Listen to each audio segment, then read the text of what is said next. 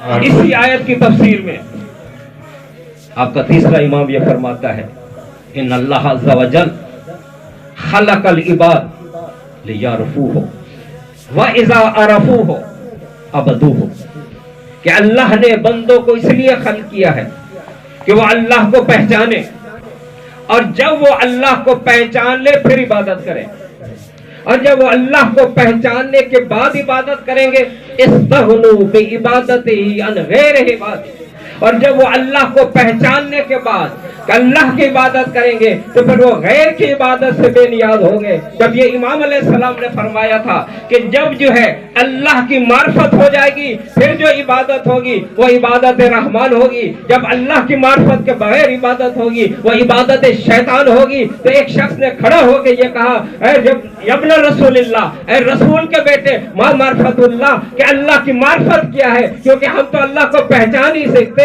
اللہ کی تو ذات ایسی ہے کہ آپ جتنا سوچتے جائیں اللہ کے بارے میں اتنا گمراہ ہوتے جائیں گے۔ یعنی آپ جو بھی سوچیں گے اللہ کی ذات میں، آپ کی جسم میں ایک وجود آئے گا آپ کے ذہن میں، جو ہی آپ کے ذہن میں اللہ کا وجود آیا وہ مخلوق ہو گئے۔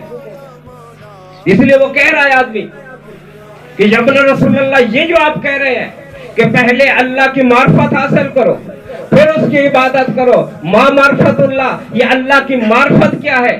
کہ معرفت و اہل کل زمان امام ہو، ہر شخص اپنے وقت کے امام کا پہچان لے گویا اس نے خدا کو پہچان لیا۔ تو معلوم ہو گیا جو امام کی معرفت کے بعد عبادت کی جائے گی وہ عبادت رحمان ہوگی، اور جو امام کی معرفت کے بغیر عبادت کی جائے گی وہ عبادت شیطان ہوگی۔ امام کی معرفت کے بغیر رسول خدا نے بالکل واضح کر کے کہہ دیا تھا من ماتا ولم یعرف امام زمانہ ماتا میتۃ جاہلیہ، کہ جو شخص مر گیا اور اس نے اپنے وقت کے امام کو نہ پہچانا ماتا میتۃ جاہلیہ، وہ جاہلیت کی موت مرا۔ یہ جاہلیت کس کو کہتے ہیں؟ جہالت نہیں کا، ایک انسان نہیں جانتا وہ جاہل ہوتا ہے، لیکن جاہلیت ایک دور کا نام ہے، یعنی اس دور میں بھی لوگ عبادت کرتے تھے لیکن آپ اس کو کہتے ہیں دور جاہلیت۔ یہ کون سا دور ہے؟ جو حضرت عیسیٰ علیہ السلام کے بعد شروع ہوا، رسول خدا کے دور میں۔ یعنی وہ لوگ بھی حج کرتے تھے لیکن ان کے حج قبول نہیں تھی، کیوں؟ کیونکہ اللہ کو نہیں پہچانتے۔ تو اب یہ رسول خدا یہ کہہ رہے ہیں اپنے وقت کے امام کو نہ پہچانا تو تم بالکل ایسے ہی ہے جیسے دور جاہلیت کا انسان، لیکن اس کی کوئی بھی عبادت قابل قبول نہیں ہے۔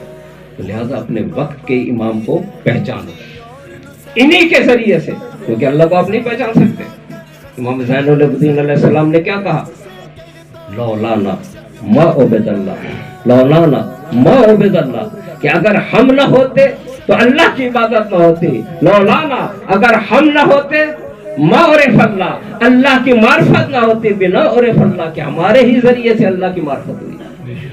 جو شخص امام کو پہچان لے گا، ضرور کہیے گا محمد